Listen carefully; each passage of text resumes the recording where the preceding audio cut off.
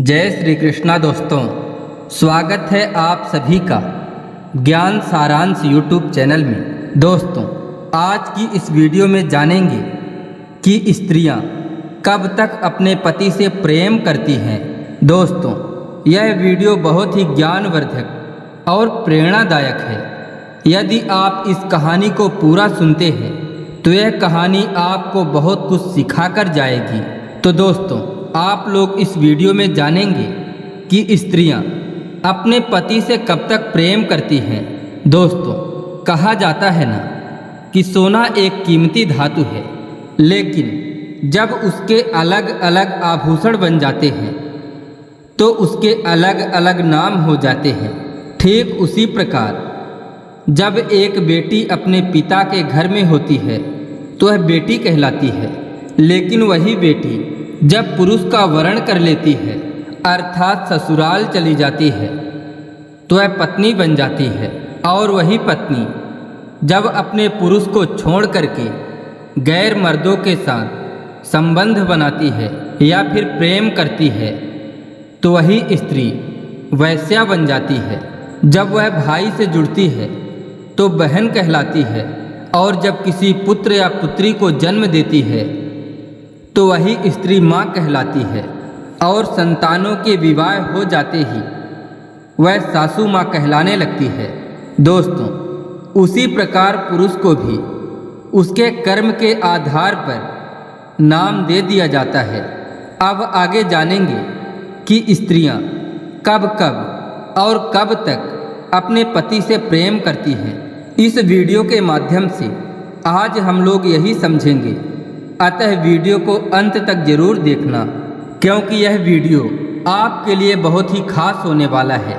लेकिन कहानी को शुरू करने से पहले आप सभी से विनम्र निवेदन है कि यदि आप लोग पहली बार हमारे चैनल से जुड़ रहे हैं तो कृपया चैनल को सब्सक्राइब करके बेल आइकन को प्रेस करना ना भूलें, ताकि आने वाली आगामी वीडियो का नोटिफिकेशन सबसे पहले आपको प्राप्त हो सके और आप उस वीडियो का लाभ उठा सकें।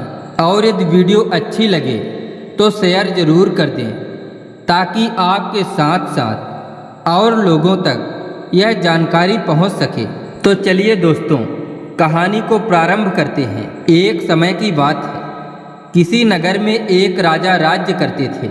जिस राजा को स्त्री से बहुत प्रेम था, बहुत मोह था। राजा की उम्र लगभग 40 वर्ष की हो चुकी थी, परंतु राजा ने विवाह नहीं किया। राजा ने विवाह इसलिए नहीं किया क्योंकि उसे कोई भी लड़की पसंद नहीं आई थी। एक बार की बात है दोस्तों, एक दिन राजा जंगल में शिकार करने के लिए जाता है तो उन्हें एक बहुत सुंदर स्त्री मिलती है। तो राजा और वह स्त्री आपस में एक दूसरे से मीठी मीठी बातें करने लगे, और बातों ही बातों में जब राजा को यह पता चला कि यह सुंदर स्त्री एक वैश्या है तो यह जानकर भी राजा उस स्त्री से कहने लगा, तुम अत्यंत सुंदर हो और तुम्हारी सुंदरता एवं मीठी आवाज़ ने हमारे मन को मोह लिया है। अब मैं तुम्हारे बिना जीवित नहीं रह सकता, मैं तुमसे विवाह करना चाहता हूँ। यह सुनकर वैश्या राजा को समझाने लगी कि हे महाराज, आप तो ज्ञानी हो, आप तो यह जान ही चुके हो कि मैं एक वैश्या हूँ, और वैश्याओं का एक नियम होता है कि वह आजीवन विवाह नहीं करती हैं, क्योंकि उनके जीवन में हर दिन एक नया पुरुष आता है। इसीलिए हम किसी से प्रेम नहीं करते, हमारे दिल में किसी एक के प्रति प्रेम नहीं रहता। दोस्तों, उस वैश्या ने राजा को बहुत समझाया, परंतु राजा अपनी जिद पर अड़ गया। राजा को कुछ समझ में नहीं आया। अब राजा उस दिन तो अपने महल पर लौट आते हैं, लेकिन पूरी रात उन्हें नींद नहीं आती है। वह राजा रात भर करवटें बदलता रहा। उस स्त्री की रह रहकर उसे याद आ रही थी। स्त्री का चित्र राजा के आंखों के सामने दिख रहा था। अब राजा कुछ समय तो ऐसे ही गुजार लेता है, लेकिन एक दिन फिर राजा शिकार करने उसी जंगल में उसी स्त्री से मिलने गया और उससे कहने लगा, हे सुंदरी, अब मैं तुम्हारे बिना जीवित नहीं रह सकता। मैं तुमसे अलग रहकर देख चुका हूँ। मैं जितना अलग रहता हूँ, जितनी दूर रहता हूँ, तुम उतनी ही मेरे करीब रहती हो और उतनी ही अधिक तुम्हारी याद आती है। तुमने हमारे रात की नींद और दिन का चैन चुरा लिया है। मैं तुमसे बहुत प्रेम करता हूँ, इसलिए हमारे प्रेम को स्वीकार करो और मुझसे विवाह कर लो। यह सुनकर उस वेश्या ने कहा, हे महाराज, हमारा कोई धर्म नहीं होता है। फिर यदि आपका दिल हम पे आ ही गया है तो मैं आपसे विवाह करने के लिए तैयार हूँ, परंतु हमारी 2 शर्त है। यदि आप हमारी 2 शर्त को मान लेंगे तो मैं आपसे विवाह कर लूँगी। किसी ने ठीक ही कहा है दोस्तों कि सावन के अंधे को हमेशा हरियाली ही हरियाली नजर आती है। उसी तरह उस राजा का दिमाग अब भी ठिकाने नहीं है कि यह मन बड़ा ही चंचल होता है। यह जिस पर भी आता है उसके गुण अवगुण कुछ भी नहीं देखता है। दोस्तों, वह वेश्या स्त्री 2 शर्तों की बात राजा से बार बार कह रही थी और राजा कह रहा था कि मैं शर्त को मान लूँगा। अब भी राजा की आंखें नहीं खुली थी। दोस्तों, एक कहावत तो आपने सुने होंगे कि कागा अंधा रात में दिन में उल्लू होए। राजा उस स्त्री की चाल नहीं समझ पा रहा था कि विवाह में कोई शर्तें नहीं रखी जाती। वह स्त्री सौदा कर रही है कि विवाह कर रही है, यह बात राजा के समझ में नहीं आ रहा।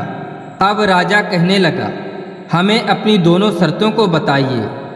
तो वह स्त्री कहने लगी, मेरे पास 2 भेड़ के बच्चे हैं। इन भेड़ के बच्चों का आपको ध्यान रखना होगा और दूसरी शर्त यह है कि मैं जो भी करूँगी उसमें आप कोई रोक टोक नहीं करोगे। यदि किसी दिन इन भेड़ के बच्चों को कोई परेशानी हुई तो मैं उसी दिन तुम्हें छोड़ के चली जाऊंगी। दोस्तों, अब उस राजा ने उस वेश्या की दोनों शर्तों को मंजूर करके उसी समय उससे विवाह कर लिया और राजमहल में आकर के उस सुंदर स्त्री के साथ रहने लगा। राजा को उस वेश्या की दोनों शर्तें ठीक तरह से याद थी, इसीलिए वह भेड़ों का देखभाल करता और उसे कुछ नहीं कहता, क्योंकि राजा नहीं चाहता था कि वह सुंदर स्त्री उसे छोड़कर कहीं और चली जाए। इस तरह उस वेश्या के साथ रहते हुए राजा के 4 वर्ष बीत गए। एक समय की बात है दोस्तों, जब राजा और वह वेश्या रात्रि में सो रहे थे, उसी समय राजा के महल में कुछ चोर आए तो उन्होंने उस भेड़ के बच्चे को देखे। दोस्तों, पूरे राज्य में यह बात फैली हुई थी कि राजा भेड़ के बच्चों की अधिक देखभाल करते हैं। तो चोरों ने यह सोचा कि कुछ न कुछ तो खास बात है इन भेड़ के बच्चों में, इसीलिए चोरों ने धन दौलत कुछ नहीं चुराई, केवल भेड़ के बच्चे ही चुराए। और जब चोर भेड़ के बच्चों को खींच कर ले जा रहे थे तो वह भेड़ के बच्चे चिल्ला रहे थे। यह सुनकर वह वेश्या नींद से जाग गई और उस वेश्या ने राजा को तुरंत जगाया।